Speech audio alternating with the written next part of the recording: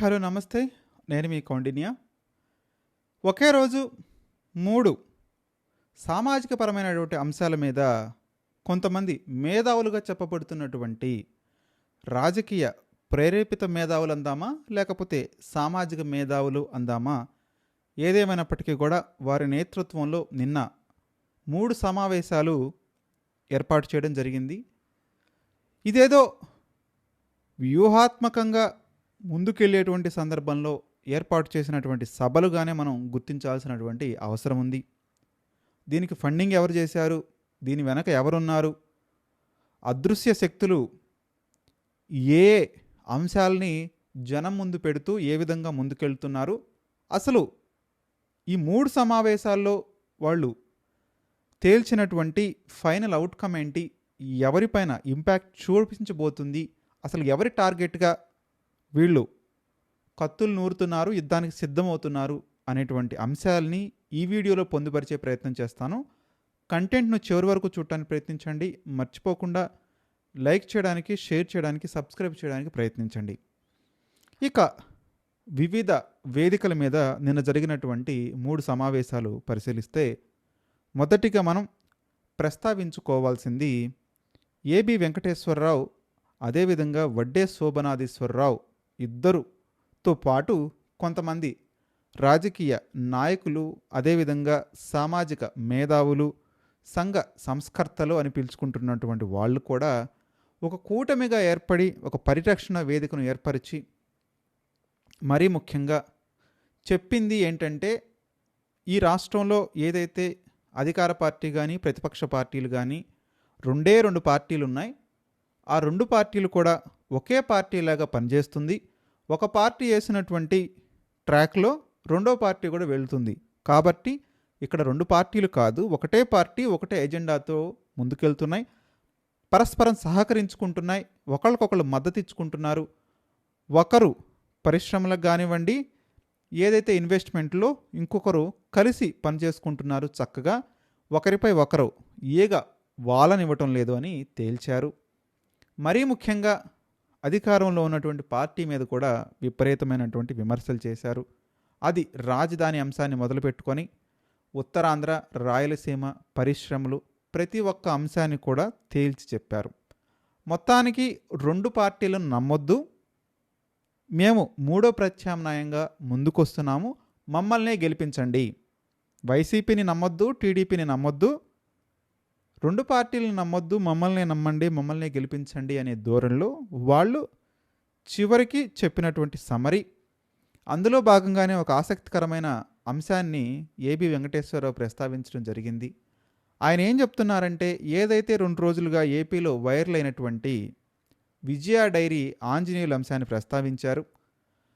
రాష్ట్ర మంత్రులేంటి క్యాబినెట్ మధ్యలో వెళ్ళిపోవటం ఏంటి, హాస్పిటల్ ముందు కార్లలో వెయిట్ చేయటం ఏంటి, డైరెక్ట్గా ఐసీయూలోకి వెళ్ళటం ఏంటి, రాజీనామా పత్రాన్ని తీసుకొని రావటం ఏంటి, ఎటువైపు వెళుతున్నాం, ఏం సందేశాన్ని ఈ రాష్ట్ర ప్రజలకు అందిస్తున్నాం అనేటువంటి భావన వచ్చే విధంగా ఆయన తెలియజేసిన అంశం.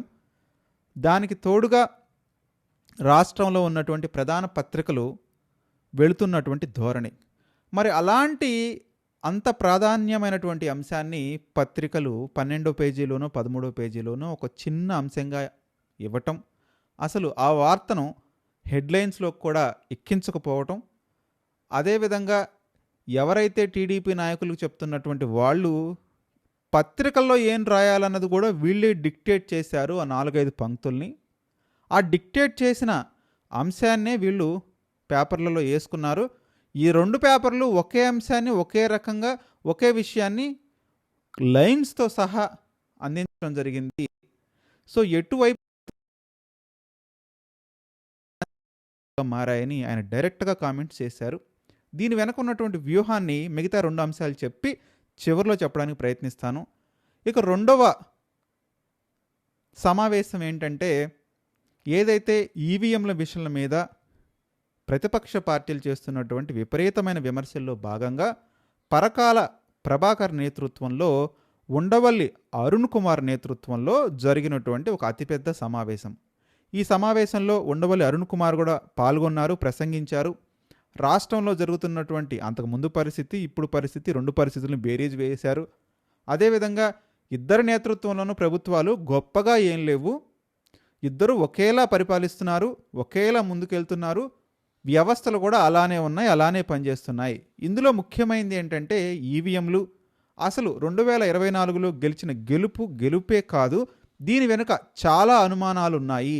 ఆ అనుమానాలను నివృత్తి చేయాల్సినటువంటి బాధ్యత ప్రభుత్వాల మీద ఉంది.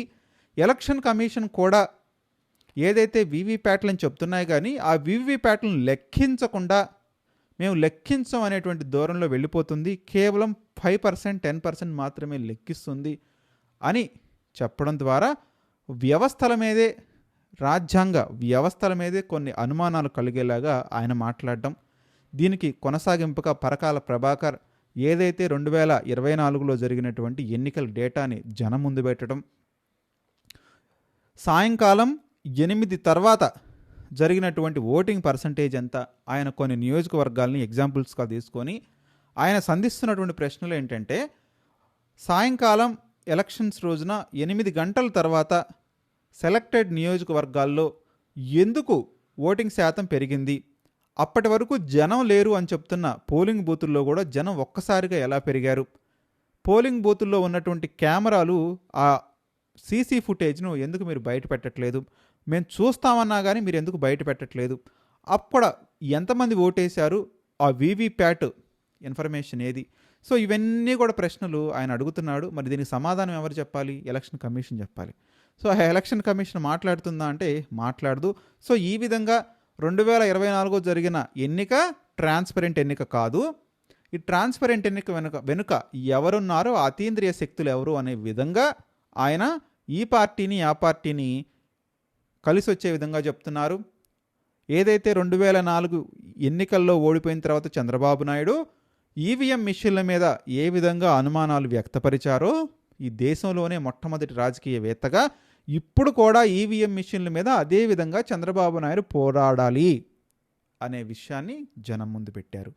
ఇక 3వ సమావేశం వచ్చేసరికి కాపు నేతగా పిలువబడుతున్నటువంటి దాసరి రాము చేసినటువంటి అతి సుదీర్ఘమైనటువంటి ప్రసంగం. ఇది ప్రసంగం అని చెప్పలేం. ఏ ప్రభుత్వంలో ఏ విధంగా కాపులకు అన్యాయం జరిగిందో చెప్పుకొచ్చాడు.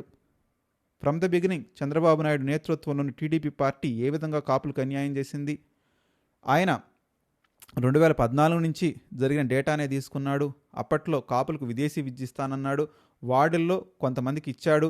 ఇంకా 90 కోట్ల బాకీలు ఉన్నాయి. ఆ బాకీలు ఇప్పుడు చంద్రబాబు నాయుడు అధికారంలో ఉన్నాడు కాబట్టి ఇప్పటికైనా మీరు కట్టి తీరాల్సిందే. పాయింట్ నెంబర్ 2, చంద్రబాబు నాయుడు ప్రతి సంవత్సరం కాపులకి 3,000 కోట్ల రూపాయలు ఇస్తానన్నాడు. ఇప్పటికీ అధికారంలోకి వచ్చి 2 ఏళ్ళు అయింది. 6,000 కోట్ల రూపాయలు ఇప్పుడు కాపు సామాజిక వర్గానికి ఆయన ఇవ్వాల్సిన అవసరం ఉంది. కాబట్టి ఇమ్మీడియట్గా ఆ ఫండ్స్ని రిలీజ్ చేయండి. పాయింట్ నెంబర్ 3, ప్రతి జిల్లాలోనూ కాపు సామాజిక వర్గానికి ఒక కాపు సంఘానికి ఒక బిల్డింగ్ కట్టించాలనేటువంటి ప్రతిపాదన కూడా అప్పట్లో చంద్రబాబు నాయుడే చేశాడు. వాటికి హామీ కూడా ఇచ్చాడు. కాబట్టి ఆ హామీని మీరు నిలబెట్టుకోవాల్సినటువంటి అవసరం ఉంది. మాకు కాపు భవనం, కాపు సంఘం భవనం కావాలి అని ఆయన చెప్పాడు. ఇక పాయింట్ నెంబర్ 4, ఇంపార్టెంట్ పాయింట్, కాపులకి చంద్రబాబు నాయుడు ప్రకటించినటువంటి రిజర్వేషన్. 1, కాపుల్ని బీసీలో జాయిన్ చేస్తామని ఏదైతే 2014 ఎన్నికల్లో గెలిచిన తర్వాత 2019 ఎన్నికలకు వెళ్ళబోయే సందర్భంలో చంద్రబాబు నాయుడు అసెంబ్లీ వేదికగా తీర్మానం చేసి కేంద్ర ప్రభుత్వం యొక్క పర్మిషన్ కావాలి అని కేంద్రానికి పంపించారు. కానీ ఆ అంశం, కాపుల్ని బీసీలో చేర్చేటువంటి అంశం, అది కేవలం రాష్ట్ర స్థాయి పరిధిలోనిదే. ఏదైతే చంద్రబాబు నాయుడు పంపించిన తీర్మానానికి ఆ రోజే కేంద్ర ప్రభుత్వం తిరుగుటపాలో సమాధానాన్ని పంపించింది.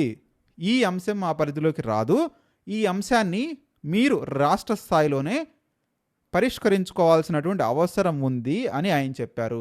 మరి ఆ రోజే సమాధానం వస్తే అప్పటికి ఇంకా 2-3 నెలలు ప్రభుత్వం ఉన్నా మీరెందుకు ఆ అంశాన్ని అమలుపరచలేదు?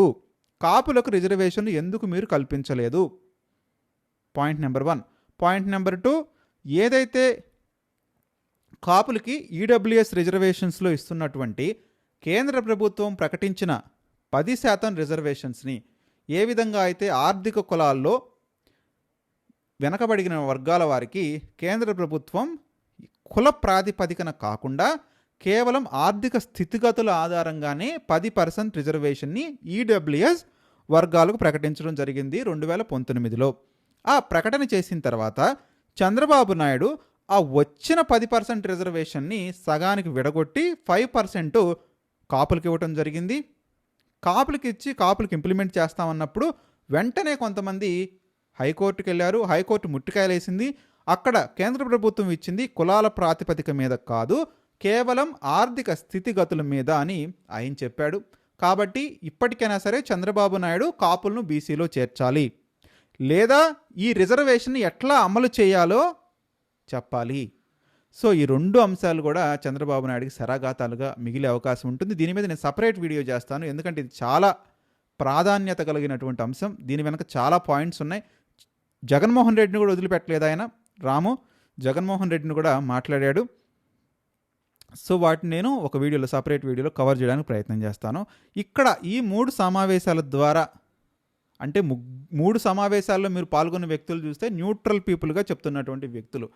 దీని వెనుకున్నటువంటి రాజకీయ వ్యూహం ఏంటి? ఏదైతే మీటింగ్ నెంబర్ 1లో మనం చెప్పుకోవాలి అంటే పరకాల ప్రభాకరు, అదేవిధంగా ఉండవల్లి అరుణ్ కుమార్. ఉండవల్లి అరుణ్ కుమార్ నాకు రాజకీయాలతో సంబంధం లేదు అని ఆయన 2014 తర్వాతే బయటికి వెళ్ళిపోయాడు. కాబట్టి వీరిద్దరూ నేతృత్వం వహించినటువంటి ఈ ఈవీఎంలకి సంబంధించిన సమావేశంలో అసలు ఈవీఎంల మీదే అనుమానం కలిగించడం, కూటమి మీదే అనుమానం రేకెత్తించటం, దీని వెనక ఏదో జరిగింది అనేటువంటి, అది వాస్తవమో అవాస్తవమో అపోహ అనేది ఆ మీటింగ్లో పాల్గొన్న పరకాల ప్రభాకరే చెప్పట్లేదు. అంటే ఇప్పుడు నేరం జరిగింది అని ఎవరన్నా వెళ్ళి కంప్లైంట్ ఇస్తే ఆ నేరం జరిగిందా జరగలేదా అని ఇన్స్పెక్షన్ జరుగుతుంది, పోలీసులు ఎంక్వైరీ స్టార్ట్ చేస్తారు. కాకపోతే ఏంటంటే ఇక్కడ నేరం జరిగుండొచ్చు అని పరకాల ప్రభాకర్ ఆరోపిస్తున్నాడు. మరి మీరెందుకు కన్ఫర్మ్ చేయట్లేదు నేరం జరిగింది, ఈవీఎం మిషన్లో గోల్మాల్ జరిగింది, ఓట్లు గుద్దుకున్నారు అని మీరెందుకు చెప్పట్లేదు అంటే అది నా పరిధిలో అంశం కాదు.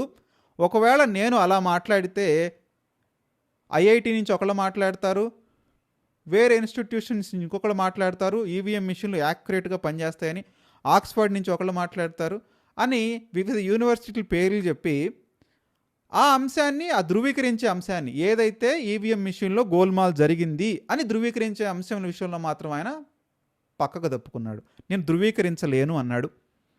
సో అది కొంచెం నాకు అభ్యంతరంగా అనిపించింది. మీరు జరిగింది అని ఒప్పుకుంటే జరగాల్సింది మీరు ఎంక్వైరీ చేయండి అని ఎలక్షన్ కమిషన్కి మీరు శాస్త్రోక్తంగా ఆధారాల పరంగా ఎలక్షన్ కమిషన్కి అందించినట్టయితే దాని మీద ఫలితం ఎక్స్పెక్ట్ చేయొచ్చు. మీరు జరిగింది అని చెప్తున్నారు జనంలోకి వచ్చి, మరి ఎలా జరిగిందో వివరిస్తున్నారు, మరి జరిగిందో లేదో కూడా మీకు కాంట్రడిక్షన్ ఉంటే మరి ఎట్లా దీని మీద అప్రోచ్ అయ్యే విధానం ఏంటనేది కూడా ప్రజలకు చెప్పాల్సినటువంటి అవసరం ఉంది.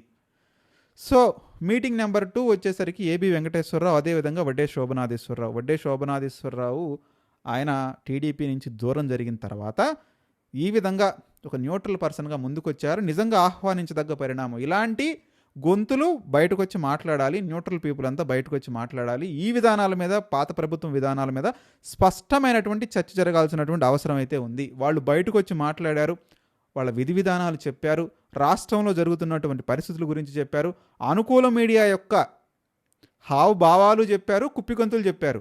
ఆ అనుకూల మీడియా గురించి కూడా నేను మాట్లాడాల్సిన అవసరం ఉంది, దానికి కూడా ఒక సపరేట్ వీడియో చేస్తాను.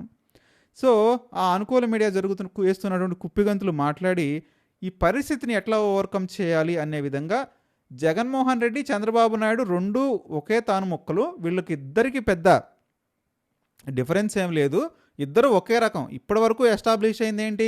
2019 నుంచి 24 మధ్యకాలంలో చంద్రబాబు నాయుడు ఇంద్రుడు, శూరుడు, అదేవిధంగా సవ్యసాచి, 2 చేతులతో బాణాలు వేస్తాడు, ఒకేసారి బీజేపీతో పొత్తు పెట్టుకుంటాడు, ఒకసారి కాంగ్రెస్తో పొత్తు పెట్టుకుంటాడు, ఆయనకు మించిన రాజకీయ నేత లేడు, రాజకీయ చాణక్యుడు, చక్రాలు తిప్పుతుంటాడు అని చాలా చాలా విధంగా ఈ ఉత్ప్రేక్ష అలంకారాలు పెట్టేసేసి అనుకూల మీడియా విపరీతంగా ప్రచారం చేస్తూ ఉంటుంది. మరి ఆ ప్రచారాన్ని తగ్గించే విధంగా ఇద్దరు ఒకే తాను మొక్కలు, ఇద్దరికి పెద్ద డిఫరెన్స్ లేదు అని చెప్పడం ద్వారా కేవలం కూటమిని, చంద్రబాబు నాయుడు యొక్క పాపులారిటీని డిక్రీజ్ చేసే విధంగా ఉంది.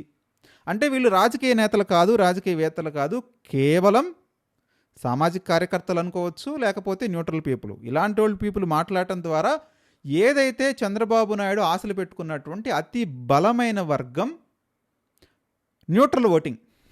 అసలు ఈ ఓటింగ్ ఏంటి? ఈ ఇంపాక్ట్ ఏంటనేది కూడా నేను సపరేట్ వీడియోలో కవర్ చేస్తాను. ఇక్కడికి కన్ఫైన్ అవ్వాలనుకుంటుంది ఏంటంటే కేవలం న్యూట్రల్ పీపుల్, న్యూట్రల్ సామాజిక వర్గాలు, ఈ సామాజిక వర్గం ఓట్లు ఎట్టి పరిస్థితుల్లోనూ జగన్మోహన్ రెడ్డికి వెళ్ళవు, కేవలం టీడీపీకి కూటమికి మాత్రమే ఉంటాయి అనేది చంద్రబాబు నాయుడు కానివ్వండి, చంద్రబాబు నాయుడు చేపించుకునే సర్వేలు కానివ్వండి, ఆ సర్వేయర్లు కానీ చెప్పే విషయం. ఆ అంశాన్ని డైల్యూట్ చేయడానికి ఈరోజు ఈ స్ట్రాటజిస్టులు ముందు పెట్టడం, ఈ సంస్కర్తలను ముందు పెట్టడం, ఈ న్యూట్రల్ పీపుల్ని ముందు పెట్టడం ద్వారా చంద్రబాబు నాయుడు అయినా జగన్మోహన్ రెడ్డి అయినా ఒక్కళ్ళే, వాళ్ళు చేసేటువంటి ఇంప్లిమెంట్ చేసేటువంటి పనులు ఒక్కటే. కాబట్టి చంద్రబాబు నాయుడిని, కూటమిని కొంత ఇబ్బంది పెట్టే ప్రయత్నం అయితే జరుగుతుంది. ఇది రాజకీయంగా చాలా వ్యూహాత్మకంగా, దీని వెనక ఎవరున్నారు అని మనం ఐడెంటిఫై చేసుకోవడం పెద్ద కష్టమేం కాదు. సో చాలా వ్యూహాత్మకంగా జరుగుతున్నటువంటి రాజకీయ చదరంగంలో ముందు పెట్టాల్సిన చెక్ ఏంటంటే న్యూట్రల్ ఓటింగ్ని డైల్యూట్ చేయాలి. అదే ఎజెండా. ఆ న్యూట్రల్ ఓటింగ్ని డైల్యూట్ చేసే ప్రక్రియలో భాగంగానే నిన్నటికి నిన్న పరకాల ప్రభాకర్, ఉండవల్లి అరుణ్ కుమార్ ఇద్దరూ కలిసి ఒక పెద్ద సుదీర్ఘ సమావేశం పెట్టి జనం ముందు పెట్టడం, ఆ సమావేశాన్ని కొన్ని రాజకీయ పార్టీల అనుబంధ మీడియాలు లైవ్లో టెలికాస్ట్ చేయటం, షార్ట్లు చేయటం, వీడియోల రూపంలో జనం ముందు పెట్టడం మనం ఆలోచిస్తే పాపులారిటీని, మరీ ముఖ్యంగా చంద్రబాబు నాయుడు పాపులారిటీని తగ్గించే విధంగానే ముందుకెళ్తుంది. ఇక రెండో సమావేశం విషయానికి వస్తే ఏబి వెంకటేశ్వరరావు, ఒడ్డే శోభనేశ్వరరావు వీళ్ళ అంశం కూడా మనం చూసుకుంటే కేవలం కూటమి టార్గెట్గానే జరిగింది, మరీ ముఖ్యంగా చంద్రబాబు నాయుడు టార్గెట్గానే జరిగింది.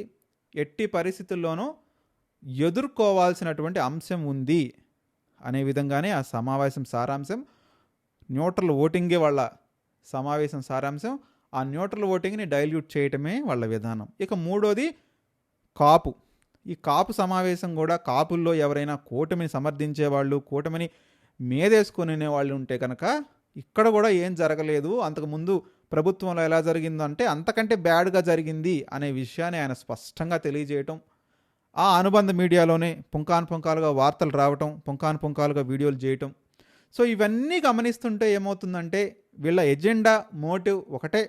దీనికి ఫండింగ్ ఇచ్చేవాళ్ళు కూడా ఒకటే అయి ఉంటారు, వీళ్ళ ముందు పెట్టిన వాళ్ళు కూడా ఒకటే అయి ఉంటారు. అంటే ఇది సమాజానికి మంచి చేస్తుందా, సమాజానికి చెడు చేస్తుందంటే డెఫినెట్గా సమాజానికి మంచిగా చేస్తుంది. ఎందుకంటే ఈ అంశాలన్నీ జనం ముందుకు రావాలి, జనం నోళ్లలో చర్చ జరగాలి, ఎవరు ఏంటి అని చర్చ జరగాలి. అంటే గెలుపోవటంలో దైవాధీనాలు, మనం ఒకళ్ళకి ఓటేస్తామో ఒకళ్ళని గెలిపిస్తామో అనేది మనకు సంబంధం లేదు. కాకపోతే జరిగింది జరిగినట్టు జనం ముందు తెలిస్తే జనాలకు ఒక క్లారిటీ ఉంటుంది ఓట్లు అయిపోయే ముందు. దీని వెనక ఎవరున్నా కానీ ఒక వ్యూహాత్మకంగా ఒక పరిణితి చెందిన రాజకీయ చదరంగంలో ఇప్పుడు వాళ్ళని నడిపిస్తున్నారు అని మాత్రం నేను స్పష్టంగా చెప్పగలను. సో ముఖ్యంగా ఈ 3 సమావేశాల ఉద్దేశం ఒక్కటే, కూటమికైతే కొంత అభ్యంతరకరమైనటువంటి దిగులు పడేటువంటి పరిస్థితే. ఇప్పుడు మేము 164 సీట్లతో బలంగా ఉన్నామని వీళ్ళు చెప్తే చెప్పుండొచ్చు, కానీ ఆ బలహీనపడటం పెద్ద పనేం కాదు. సో మీరు కూడా మీ అభిప్రాయాన్ని కామెంట్ రూపంలో స్పష్టంగా తెలియజేయడానికి ప్రయత్నించండి. నిజంగా ఇది ఒక వ్యూహాత్మకంగా జరుగుతున్నటువంటి రాజకీయ చర్యన మర్చిపోకుండా కామెంట్ చేయడానికి ప్రయత్నించండి.